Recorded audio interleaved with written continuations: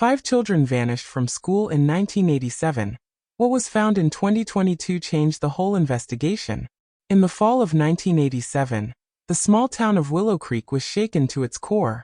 5 children, friends who had walked to school together every day, vanished without a trace. They were last seen leaving the school playground after the final bell rang, laughing and carrying their backpacks. But when parents came to pick them up, the children were gone. The police launched the largest search in the town's history. Helicopters scanned the woods, divers combed through nearby lakes, and every abandoned farmhouse was inspected. Yet the children were never found. Rumors spread wildly. Some believed they had run away, others whispered about a predator lurking near the school. With no evidence and no bodies, the case went cold. Over the years, the missing children became an unsolved tragedy, remembered only through fading posters, grieving families, and local legends. The case gathered dust in the archives, was reignited, and suspicion turned into horror. The discovery reopened the entire case. Families demanded answers.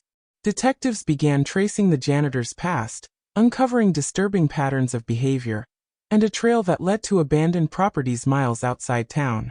What investigators uncovered was more sinister than anyone could have imagined.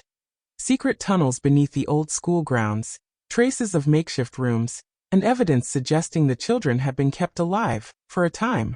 The chilling truth that emerged in 2022 didn't just reopen the case, it transformed it, revealing that the children's disappearance wasn't random, but part of a larger, terrifying scheme that had remained buried for decades.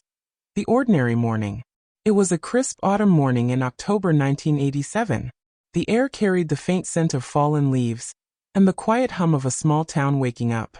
Parents prepared lunches, children tied their shoelaces, and school bells waited to ring. On the surface, nothing about that day seemed unusual. Yet, in hindsight, it was the calm before a storm that would forever scar Willow Creek. Among the many children heading to Willow Creek Elementary, there were 5 inseparable friends. They had walked together every morning for years, chatting about their favorite games, trading jokes, and sometimes racing each other to the schoolyard. That morning, neighbors noticed them laughing as they passed by, their backpacks bouncing with each step, their voices carrying through the chilly air. To the townspeople, these 5 kids symbolized the innocence of childhood. They were ordinary children, full of dreams, energy, and trust in the world around them. Teachers described them as bright and curious, while parents said they were the kind of kids who still believed in fairy tales. Nothing about their lives hinted at the shadow that was about to swallow them whole. The route to school was familiar, almost ritualistic. A winding path through quiet streets, past the bakery that always smelled of fresh bread, and across a small wooden bridge that creaked under their sneakers. It was the same route they had walked countless times before, a path so predictable that even the smallest town gossip could tell you what time they usually appeared along the way. That morning, several townsfolk remembered spotting them. An elderly man trimming his hedges waved as they passed. The bakery owner recalled hearing their laughter as the bell above her shop door jingled with other customers. Each memory of them that morning would later become vital to piecing together the timeline, though none of it revealed the nightmare that awaited. When the 5 children reached the schoolyard, they dropped their bags on the grass and began a quick game of tag before the bell rang. Their sneakers kicked up dust, their shouts echoed against the brick walls of the building, and for anyone watching, it was a scene so ordinary, so familiar, that no one could have guessed it would soon be replayed in countless police interviews, crime documentaries, and sleepless nightmares. The parents who walked their kids to the gate saw nothing unusual. Teachers greeting students at the door didn't notice anything strange. Even the school janitor, sweeping fallen leaves from the steps, recalled seeing the children enter the building like they always did, chatty, energetic, and full of life. By every account, the morning was unremarkable, which only made what followed all the more haunting. Inside the classrooms, the 5 friends sat through lessons, scribbling in their notebooks, whispering jokes when the teacher wasn't looking. At recess, they shared snacks under the shade of an oak tree, as they had many times before.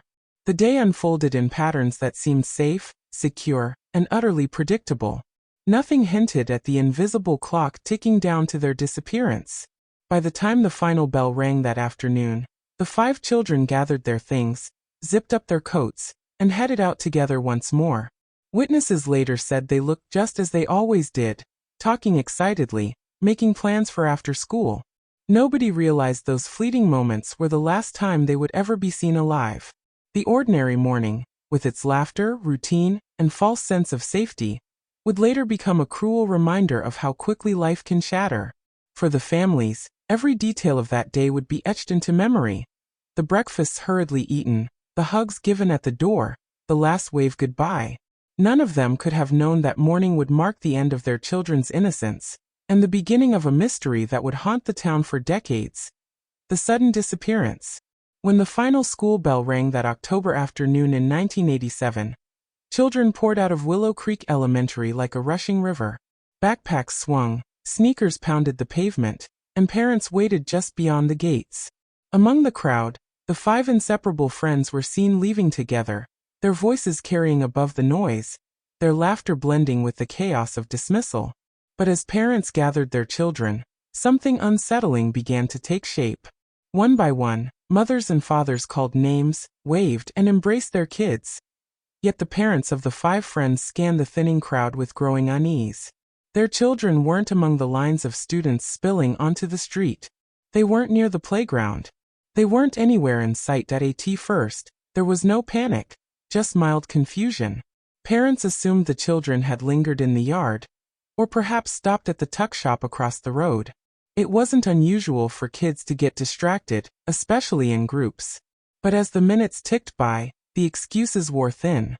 Other children left, the yard emptied, and the once busy gates stood silent. Still, the 5 were nowhere to be found. Parents began searching frantically.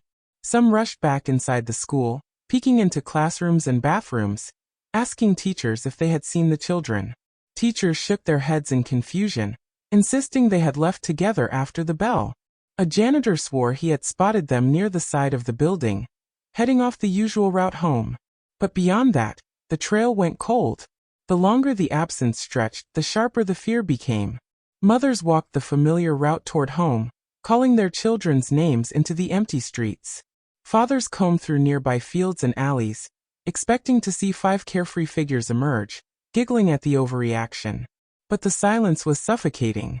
There was no laughter, no sound of sneakers pounding the dirt paths, only an unsettling quiet. By sundown, panic had set in.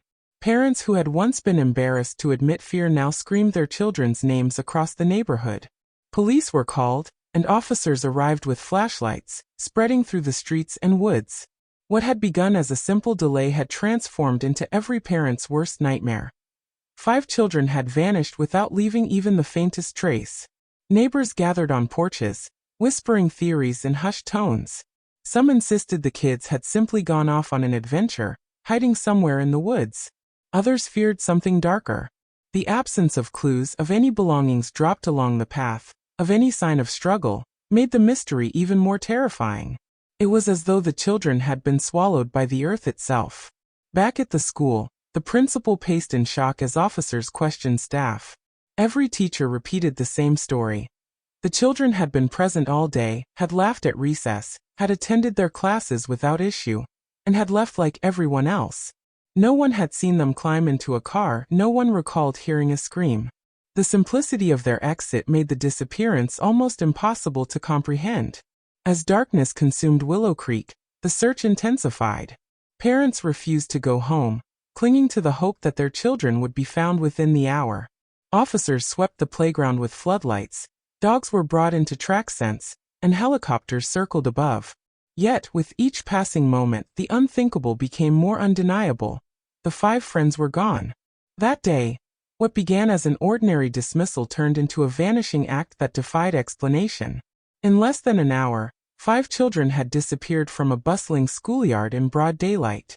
The suddenness, the lack of evidence, and the chilling silence that followed would become the foundation of one of the darkest mysteries Willow Creek would ever face. The largest search operation. Within hours of the children's disappearance, Willow Creek transformed into the center of a frantic search. Police cordoned off the schoolyard, setting up floodlights that pierced the night. The once familiar grounds looked alien under the harsh beams, shadows stretching across swings and slides where children had laughed only hours earlier. Fear thickened the air, pressing down on everyone who gathered. The search began at the most obvious place, the school grounds. Officers scoured every hallway, unlocked every closet, and even crawled into the narrow crawlspaces beneath the building. Teachers and janitors stood nervously nearby, repeating the same story. The children had left together after the bell. Yet, no backpack, no shoe, no scrap of clothing hinted at where they had gone. As midnight approached, the search spread outward. Volunteers, parents, and townsfolk formed human chains through the nearby woods, flashlights bobbing like restless fireflies. They shouted the children's names into the trees, each unanswered call deepening the dread. Dogs were brought in, but their noses faltered. The trail seemed to vanish at the school gates, as though the children had stepped into thin air. Helicopters circled above, sweeping floodlights over open fields and rooftops. Their rumbling echoed across the town, keeping everyone awake, everyone watching. Mothers clutched photographs of their children, showing them to officers, pleading with anyone who would listen. The small police force, unprepared for a case of this scale, suddenly found itself drowning in chaos. As dawn broke, the search grew even larger. Surrounding towns sent additional officers, divers were dispatched to search lakes and rivers, and roadblocks were set up at every exit road.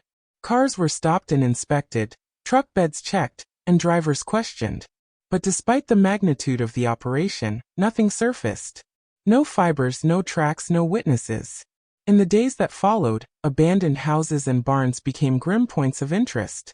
Officers pried open rusted locks, kicked down doors, and swept through decaying rooms where dust and cobwebs clung to their uniforms. Each empty space deepened the sense of futility.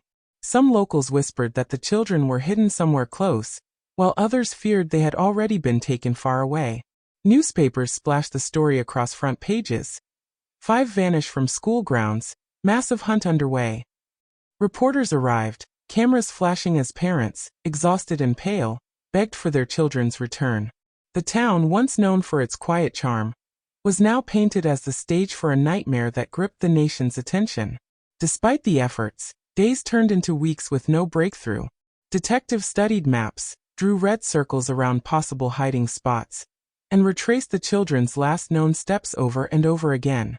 Every path led to the same dead end, the edge of the schoolyard. It was as though an invisible line existed, beyond which all evidence disappeared. Frustration grew within the search teams. Some believed the children had been lured into a vehicle, while others suspected someone familiar with the school had orchestrated their disappearance. Yet no one had seen a car waiting, no one recalled a stranger lurking. The lack of witnesses made the entire operation feel like chasing ghosts. By the end of the 3rd week, the largest search Willow Creek had ever mounted began to falter. Resources thinned, officers were reassigned, and volunteers returned to their lives, though none of them would ever forget the long nights of searching under cold skies. The operation had uncovered nothing but more questions, and the disappearance of the 5 children remained an open wound, bleeding uncertainty into every corner of the town. Rumors and fear spread. As the weeks passed with no answers, Willow Creek began to change. A town once defined by its quiet routines and neighborly trust transformed into a place of suspicion and whispered conversations. Doors that were once left unlocked at night now had extra bolts. Windows glowed late into the evening, as if no one dared to let darkness settle completely. Rumors filled the vacuum that evidence could not. Some claimed to have seen a strange van circling the school in the days before the disappearance. Others whispered about a drifter who had been spotted near the riverbank, watching children play. None of these accounts could be confirmed, yet each one added fuel to the growing paranoia. Parents became fearful of letting their children walk to school. Morning streets, once alive with laughter and chatter, grew eerily silent. Groups of children were escorted by adults, their heads down, clutching tightly to their backpacks. The innocence of Willow Creek had been replaced by an unspoken dread. If 5 could vanish, who would be next? Local shops and diners buzzed with theories. Some insisted it was the work of a predator who knew the area too well. Others believed the children had been kidnapped for money, though no ransom note ever appeared. More superstitious townsfolk whispered about curses, pointing to old stories of the land on which the school had been built. The lack of answers divided the community. Neighbors began to eye each other with unease. Parents who had once exchanged friendly smiles at the school gates now avoided eye contact, silently wondering if someone among them was hiding something. Suspicion crept into conversations, poisoning friendships that had lasted decades. Police tried to calm the storm of rumors, holding press conferences to deny unfounded claims. Yet their reassurances rang hollow. Each night that passed without the children's return only deepened the sense of betrayal, as though the authorities themselves were keeping secrets from the town. Whispers of police incompetence, or worse, cover-ups, began to spread. Children too absorbed the fear. They stopped playing outdoors, avoided wooded areas, and clung tightly to their parents. Sleepovers were canceled, birthday parties were abandoned, and the laughter that once echoed through the neighborhood disappeared entirely. The disappearance wasn't just a crime. It was a shadow that loomed over every household. Teachers noticed the change as well. Classrooms felt heavier, quieter. Students stared at empty desks where the 5 missing children had once sat, their absence haunting the lessons. Even the younger children, too small to understand fully, sensed something terrible had happened, asking innocent but chilling questions their teachers couldn't answer. For many, the silence of the investigation became louder than any rumor. Each day without progress convinced residents that the truth was being hidden, or worse, that it would never be uncovered at all. Theories grew more outrageous. Some whispered about secret tunnels beneath the school, while others swore they had seen strange lights in the woods on the night of the disappearance. By the end of the first month, Willow Creek was no longer the same town. What had once been a safe, close-knit community was now fractured by fear, suspicion, and wild speculation. The disappearance of 5 children had not only stolen lives but had stolen peace itself, leaving behind a population consumed by questions that no one could answer. The case grows cold. In the early days, the investigation burned with urgency. Officers, volunteers, and even federal agents poured into Willow Creek. But as days blurred into weeks and weeks dragged into months, the momentum began to wither. Each search ended the same way, empty-handed. The children remained gone, and the trail remained invisible. Detectives filled their boards with maps, photographs, and lists of suspects, yet no solid lead emerged. Every tip that once sparked hope dissolved into disappointment. A suspicious van turned out to belong to a delivery driver. A drifter by the river had left town weeks before the disappearance.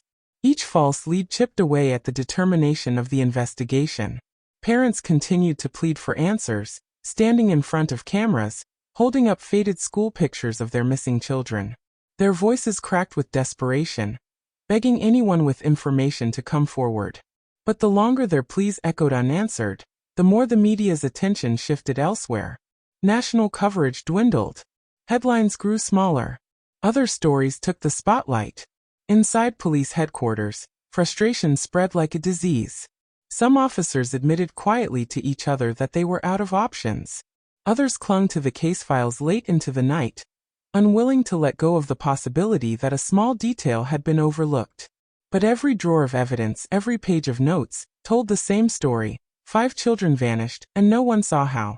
As winter arrived, the posters that once covered telephone poles began to peel and fade. The children's smiles, once vivid reminders of urgency, grew ghostly under layers of rain and snow. Each missing person flyer that curled at the edges seemed to symbolize the town's fading hope. Rumors continued, but now they were tinged with resignation. Neighbors whispered about the possibility that the children were long gone, taken far away, perhaps even dead. Some spoke these words with bitterness, others with grief, but always in hushed tones, as if saying it aloud might make it final. For the families, life became a cruel cycle of waiting. Every phone call jolted their hearts, every knock on the door made them run with hope, only to find telemarketers, neighbors, or officers with no news. Holidays passed like empty shells, birthdays arrived with no candles blown out, and empty chairs at the dinner table became permanent reminders of loss. By the following year, the investigation was officially reclassified as a cold case. The task force disbanded, the helicopters stopped flying overhead, and the checkpoints were removed. What had once been the town's most urgent mission was now a stack of files shoved into a cabinet, labeled and forgotten by all, but those who had loved the missing children. The silence that followed was unbearable. Parents kept calling police stations, asking for updates, only to be told there was nothing new. Detectives who had once sworn they would solve the case were reassigned. New crimes took priority. The once burning spotlight on Willow Creek faded into darkness, leaving families stranded in unanswered grief. Years passed, and the disappearance of the 5 children became less of an active case and more of a dark story whispered in passing. To outsiders, it was an old tragedy long buried. To the families, it was an endless wound that refused to close. The case had gone cold, but the nightmare remained hot in their minds, replaying every single day. Decades of silence. As the years crawled by, the once burning urgency of the case slowly dissolved into a heavy, suffocating silence. The posters were long gone, the headlines forgotten, and the officers who once worked the case had retired or transferred elsewhere. But for the families, time stood still. 1987 never truly ended. Every year, on the anniversary of the disappearance, the parents gathered in front of the old school. They lit candles, placed photographs on the steps, and prayed aloud for answers that never came. Their voices grew softer with age, their eyes dimmer with grief, but their hope, though battered, never fully died. In the town itself, the disappearance became a story passed down like folklore. Children who hadn't even been born in 1987 grew up hearing warnings about the 5 lost friends of Willow Creek. Some avoided the old schoolyard after dark, whispering that the laughter of the missing could still be heard on quiet nights. The families endured birthdays without parties, holidays without laughter, graduations that never happened. Empty chairs at dining tables became haunting symbols of what was stolen. Mothers clutched small belongings, faded schoolbooks, broken toys, tiny jackets, holding them as if they could anchor their children back into existence. For detectives who once handled the case, the unsolved disappearance became a stain on their careers. A few admitted, in private interviews years later, that they still dreamt about it.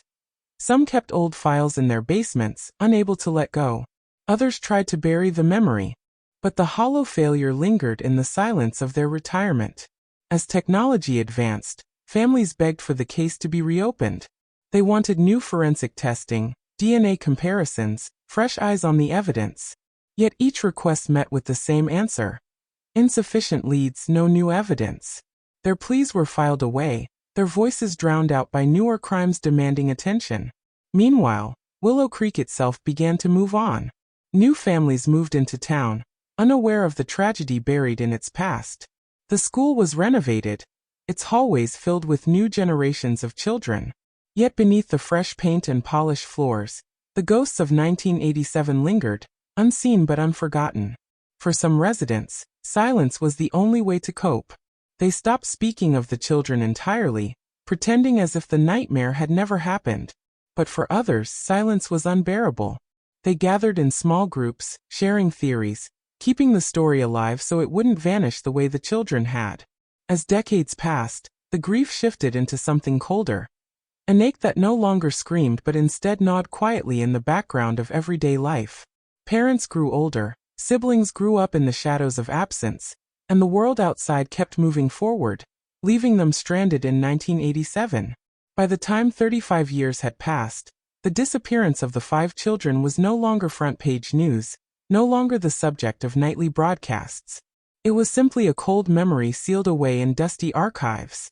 But all it took was one discovery, decades later, to rip open the silence and remind everyone that the truth had never really been buried. The 2022 discovery. It was a quiet spring morning in 2022 when Willow Creek stirred awake to news that would reopen wounds thought long scarred over.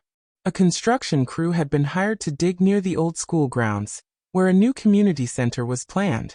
For most, it was just another project, until one worker's shovel struck something that didn't belong in the earth. At first, they thought it was just scrap metal, rusted, weathered, and half buried beneath layers of soil. But as more dirt was cleared away, the shape became clear. A large, sealed metal container, far too heavy to be an accident of nature. Its edges were corroded, its locks eaten by time, but its presence there was deeply unsettling. When the lid was forced open, a foul smell rose from within, stale air, rust, and the faint, unmistakable odor of something long forgotten. Inside were objects that instantly froze the workers in their tracks. Small shoes, torn notebooks, cracked lunchboxes, and faded photographs. They weren't just random belongings, they were children's things. Authorities were called immediately, and soon the old schoolyard buzzed with police, forensic experts, and curious onlookers. Yellow tape cordoned off the area, and whispers spread like wildfire. Some who gathered claimed they remembered the case of 1987, their voices trembling as they muttered the names of the 5 lost children. Forensic teams carefully removed each item, documenting them with painstaking precision. The shoes, though weathered, still bore faint markings of color. The notebooks were water-stained but legible, pages filled with childish handwriting. And the photographs, warped and faded, showed smiling faces that time had tried, but failed, to erase. Within days, confirmation arrived. The belongings belonged to the 5 missing children of 1987. Families who had waited for decades were called in to identify the items. Some collapsed at the sight of a familiar lunchbox or a notebook scrawled with doodles. The discovery, after decades of silence, reopened grief that had never truly left. But the container held more than just personal items. At the bottom lay a set of old keys, their tags nearly rubbed clean, and a torn map with markings that didn't seem random. Even more chilling, investigators lifted partial fingerprints from the inside of the container. Fingerprints that matched someone who hadn't been thought of in years. The match was undeniable.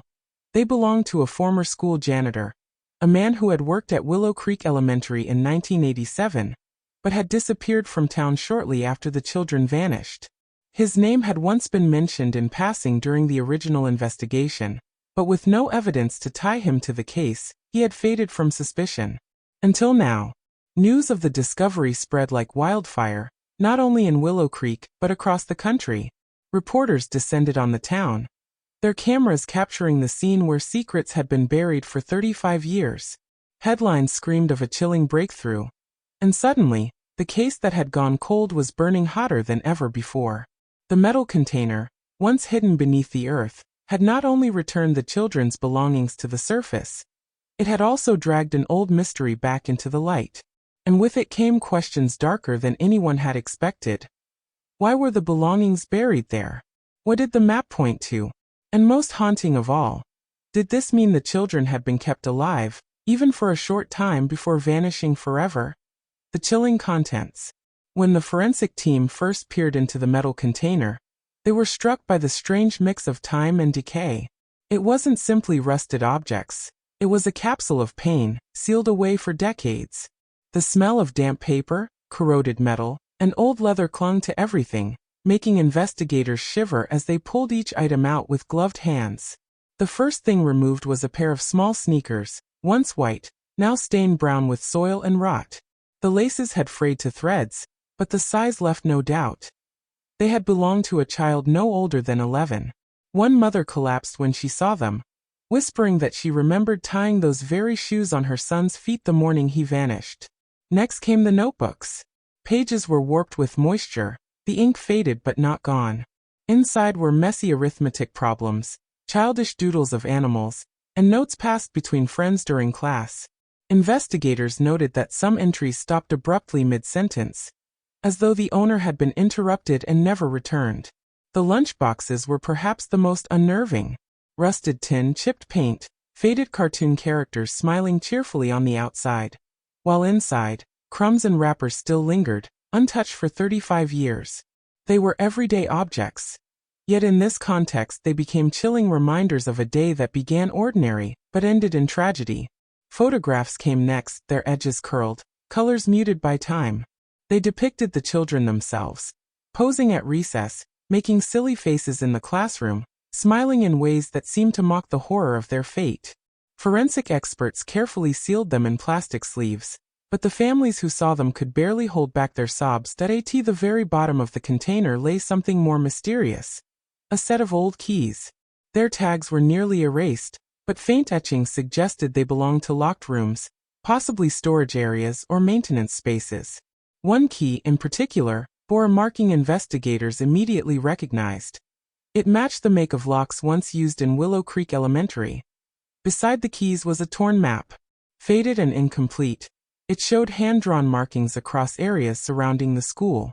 Red X's dotted several locations, including wooded areas and abandoned structures that had long since fallen into disrepair. The placement of the markings suggested intent, as though someone had carefully planned and recorded their movements. Perhaps the most disturbing discovery was invisible to the naked eye: fingerprints. Carefully lifted from the inside walls of the container, forensic testing revealed partial prints belonging to a man who had once worked at the school, the janitor who vanished weeks after the children disappeared. The revelation stunned investigators, giving weight to long-forgotten suspicions. What unsettled the forensic team most was not just what was found, but what was missing. There were no bones, no remains, no direct evidence of what had happened to the children themselves. It was as though the belongings had been preserved deliberately, as tokens or trophies, while the children's ultimate fate remained obscured. Every item in the container told a story, but not the full one. The belongings tied the children to the site, the keys hinted at hidden places, the map suggested movements, and the fingerprints pointed to a suspect. Yet the absence of bodies left the case suspended in a cruel limbo. The container hadn't answered the mystery, it had only deepened it. The hidden clues. When investigators laid the contents of the container out on the evidence table, the ordinary objects of childhood became sinister in their silence. Yet it wasn't just the shoes, notebooks, or lunchboxes that drew attention. It was the strange clues buried alongside them that hinted at something far larger and darker than anyone had imagined. The set of keys immediately caught the eye of detectives. Old and tarnished, their teeth were sharp and irregular, made for locks not used in modern times. One bore a faint stamp number that matched the type once installed in maintenance rooms beneath Willow Creek Elementary. The idea that the suspect might have held access to locked, hidden spaces within the school sent chills through the team. The torn map was equally unsettling. Though frayed and stained, its hand-drawn lines were deliberate. Several locations were marked with crude red X's. A wooded grove near the river, an abandoned mill on the outskirts of town, and most disturbingly, the old storage basements beneath the school itself. Each X seemed less like a note, and more like a breadcrumb left behind by someone meticulous. Detectives brought in experts to analyze the map. Soil samples from the creases revealed traces of earth consistent with the woods south of Willow Creek, suggesting the map had been taken into the field, folded, unfolded, and used repeatedly. Whoever drew it hadn't made guesses. They had been on the ground, marking locations for a purpose. The fingerprints provided the most damning evidence. Faint but clear enough for modern scanners, they matched a man once dismissed as a minor suspect. The janitor who had worked at Willow Creek Elementary during 1987. His sudden disappearance from town in the weeks after the children vanished had once seemed like coincidence. Now it looked like something far more sinister. When his name resurfaced, old reports were pulled from storage. Interviews from 1987 described him as quiet, solitary, and often working late hours in the school's maintenance tunnels. Teachers recalled he had keys to nearly every room in the building. A few even admitted they had felt uneasy around him, though nothing at the time had tied him to the disappearance.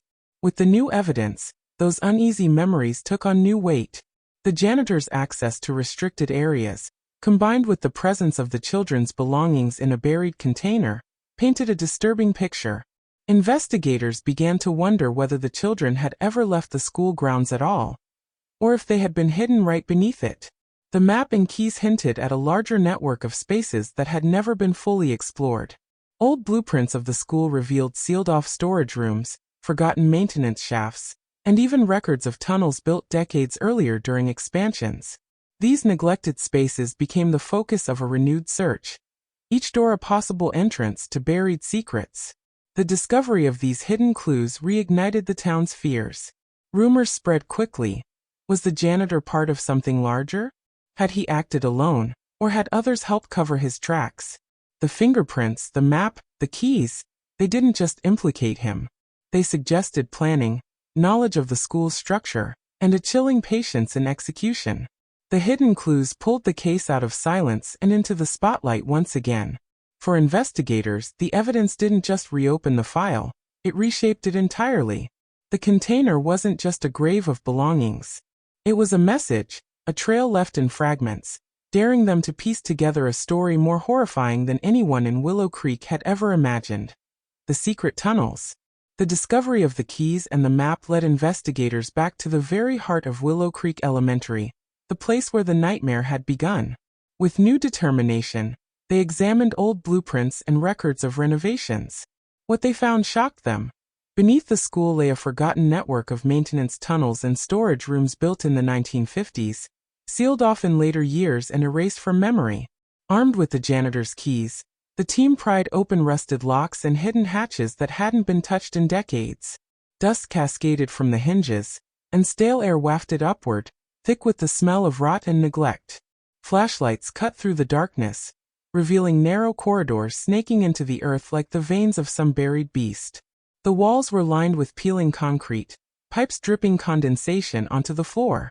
Graffiti, faded and crude, marked some sections, though no one could tell if it was the work of children sneaking into forbidden spaces, or something more deliberate. Every corner echoed, every step sounded too loud, making the tunnels feel alive with whispers. As investigators pressed deeper, they discovered rooms branching off the main tunnel. Some were filled with rusted tools and broken furniture, relics of the school's past. Others were empty, but their stillness was unnerving. Too clean, too deliberate, as if someone had cleared them long ago. One room in particular sent chills through the team. Inside, they found rows of small chairs, all identical, lined neatly against the walls. Dust covered everything, but the arrangement was too intentional, too unnatural. It looked less like storage and more like a place where children had once been gathered, and made to wait. Further along, a sealed door resisted every attempt to force it open. The janitor's keys fit the lock, and with a heavy turn, the metal screeched as it gave way. Behind it lay a chamber unlike the others. The walls were covered in scratch marks, long and jagged, as if made by desperate hands clawing at the concrete. The sight froze the investigators in place. In the center of that room, they found a collection of personal items scattered across the floor. Marbles, hair ribbons, a cracked wristwatch. Each belonged to one of the missing children, confirmed later by surviving family members. The discovery didn't bring closure, it deepened the terror. It meant the children had been here. The deeper they searched, the more the tunnels revealed evidence of habitation. Old food cans, cigarette butts, and makeshift bedding hinted that someone, possibly the janitor, had lived down there for a time. The tunnels weren't just forgotten passages. They had been used. They had been occupied. Some investigators whispered about the map's red X's, wondering if more chambers existed, still sealed, still hiding secrets. The tunnels sprawled farther than anyone realized, some stretching toward the woods, others descending deeper underground. What began as a school basement had become something far more sinister, a labyrinth designed for concealment. The tunnels shifted the entire investigation. Theories that the children had been taken off campus crumbled in the face of this hidden world beneath their feet. For the first time in decades, investigators felt they were walking the very path the children had walked in their final hours. Yet the tunnels held back their answers, guarding their horrors in silence. The dark connection. As investigators pieced together the evidence from the tunnels, a disturbing pattern began to emerge. The fingerprints, the map, the belongings, and the janitor's access were no longer isolated fragments. They began to fit together like pieces of a sinister puzzle. The case was no longer just about one man. It hinted at something much darker, something that stretched beyond Willow Creek. The janitor, whose name had been all but erased from town memory, was discovered to have a complicated past. Old employment records revealed he had worked at several schools in different towns before settling in Willow Creek. In 2 of those towns, there were unsolved reports of children going missing, cases dismissed at the time as runaways or accidents. What unsettled investigators most was how he always seemed to vanish from each community shortly after the disappearances. The pattern was too precise, too calculated. The janitor wasn't just a man hiding in the shadows of one school. He was a ghost moving from place to place, leaving behind unanswered questions and shattered families. Further digging revealed financial records that didn't add up. Despite his modest salary, the janitor had received large cash deposits at irregular intervals. Investigators began to suspect he wasn't working alone. Someone had been paying him, someone who wanted children to disappear, someone who needed his access to hidden spaces like the tunnels. The tunnels themselves added weight to this theory. They weren't simply a quirk of construction. Blueprints showed certain chambers had been added in later renovations, with no clear explanation for their purpose. It looked less like maintenance and more like design for concealment. Who had ordered those modifications? And why? Detectives began to theorize that the janitor may have been part of a larger network. A ring of individuals who used schools and forgotten spaces to lure, hide, and traffic children. The belongings in the container could have been trophies, or perhaps proof delivered to whoever was paying him. The thought chilled the families to the core. Journalists who had once covered the case dug into archives, uncovering old whispers about underground groups operating in the 1980s, targeting vulnerable children. At the time, those rumors had been dismissed as hysteria. But now, in light of the tunnels, the fingerprints, and the unexplained money, the whispers didn't sound like fantasy anymore. The connection also redefined the map found in the container. The red X's no longer looked like random marks. They seemed like drop points, meeting sites, or hiding places tied to this network. Each X represented a chilling possibility, a location where other children might have been taken, or where more evidence could still be buried. For the families, this revelation was a double-edged blade. On one hand, it meant their children's disappearance wasn't a random tragedy. On the other, it meant they had been swept into something vast, orchestrated, and terrifyingly organized. The thought that their small town had been chosen as part of a wider pattern made their grief heavier, their fear deeper. The dark connection transformed the investigation. What had once been seen as a single cold case was now tied to a broader mystery spanning multiple towns, multiple decades, and possibly multiple victims. The truth was no longer buried just in Willow Creek. It stretched outward, into shadows no one was sure they wanted to uncover. The haunting legacy. By 2022, the reopening of the case had turned Willow Creek into a place where the past was no longer buried. The discovery of the container, the tunnels, and the dark connections had breathed new life into an old nightmare. The entire town carried the weight of the 5 children's disappearance, as though the tragedy had been carved into its very soil. The families, now older and worn from decades of grief, were thrust once more into the spotlight. They were forced to relive interviews, confront unanswered questions, and face photographs of belongings they had prayed would never resurface. Each revelation was a wound reopened, each clue a cruel reminder of what they had lost. For the younger generation, who had only grown up hearing whispers of the vanished 5, the case became terrifyingly real. Students walking the same halls where the children had last been seen could not ignore the thought that they might be stepping above the very tunnels where their classmates had once been trapped. Investigators, meanwhile, faced a bitter truth. Though the evidence was damning, the case was still incomplete. The janitor's whereabouts were unknown, and the larger network he might have been tied to remained a shadow.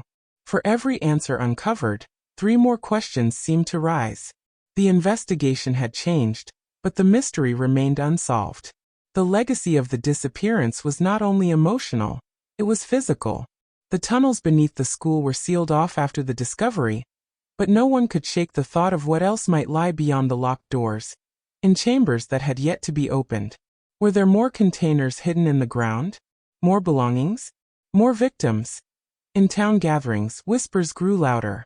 Some swore they had seen strange figures lurking near the woods at night, long after the investigation had ended.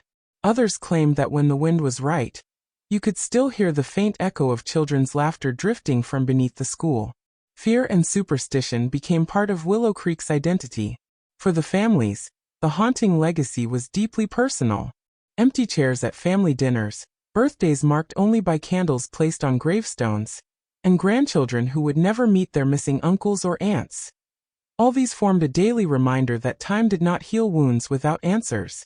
Their lives had been rewritten by an event that refused to end. The haunting also extended to those who had worked the case. Detectives confessed to sleepless nights, plagued by images of the scratched walls in the tunnels, or the small sneakers resting in evidence bags. Some retired officers admitted they would never escape the sense that they had failed 5 innocent children. The story spread far beyond Willow Creek, drawing attention from journalists, podcasters, and documentary makers who were eager to explore the mystery. Yet for those who lived it, the attention felt hollow. The case had become entertainment for strangers, while the families were left with nothing but shadows. 35 years after 5 children vanished without a trace, the truth still hides in shadows. The container, the tunnels, the fingerprints, they all point to something far darker than anyone imagined. But the question remains: what really happened to the children of Willow Creek? Who was pulling the strings from the shadows? And how many secrets still lie buried, waiting to be uncovered? The case has been reopened, but the answers may never see the light of day. Some mysteries refuse to die, and this one still whispers in the dark.